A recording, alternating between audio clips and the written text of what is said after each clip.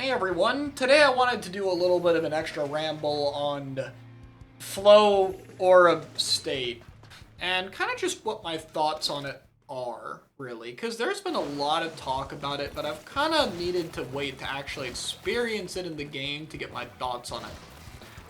And I've kind of had one thought in my head for a while more than anything else since seeing this ability introduced for the first time, which is, so is this meant to replace Cooler in S4 or something? Because, like, I mean, the effect you get, the buffs being almost identical, except not including the three most complained about ones, it being a mechanic in the game instead of a special, which is another, the next most complained about thing about it.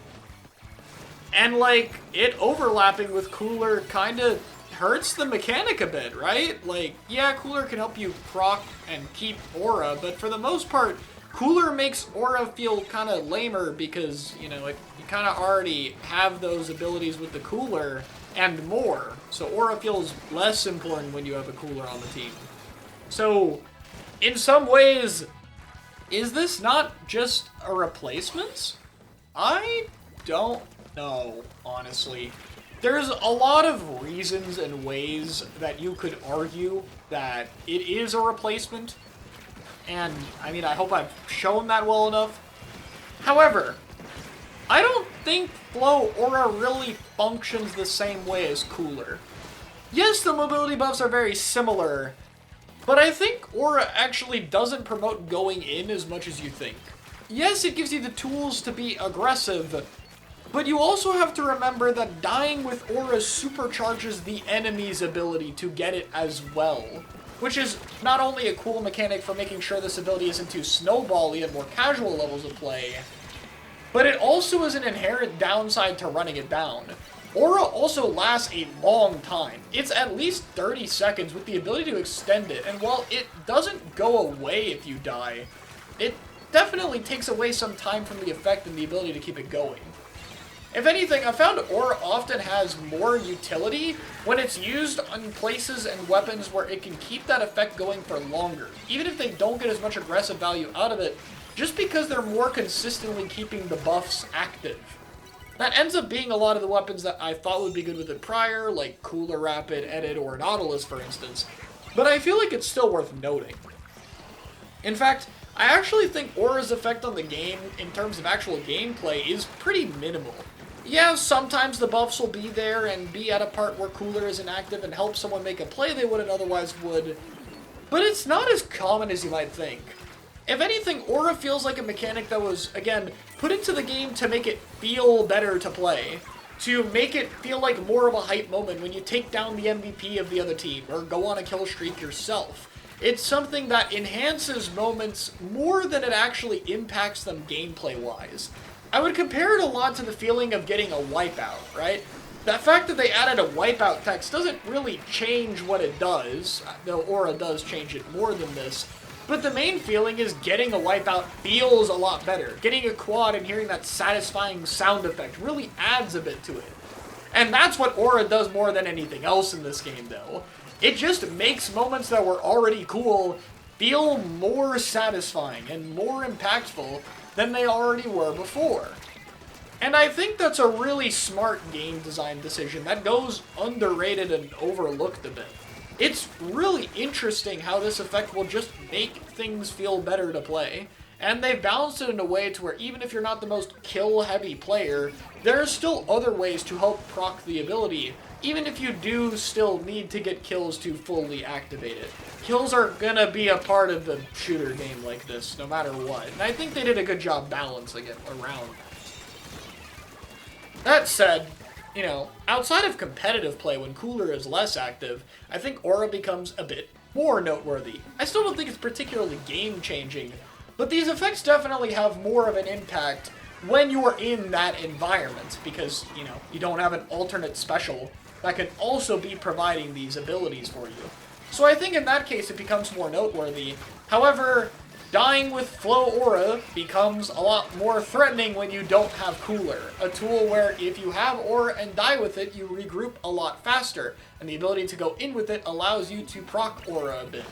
I know people don't like the quick super jump and special saver and QR as much as the other abilities, but removing them entirely from an effect like this does change a lot about how it's used, in a way that I think does actually remove part of what made Cooler so effective.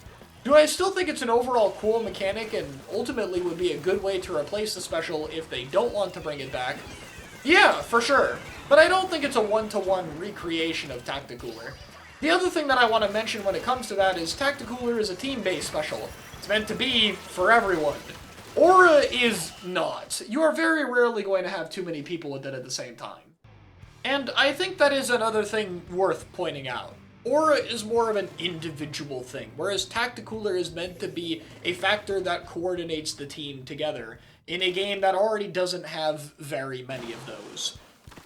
That said, if I had to put my chips in one basket, if I had to make a prediction right now, I think that Aura is probably a replacement that they wanted to test and refine earlier in this game. I think that in general, these mechanics might have been things they've wanted to do for S4, but are happening now because S4 is being pushed back later. And if I'm right on that, I think that's amazing news. S3 has needed things to help it stand out more, and yes, it is very late, but I'm glad they're happening now.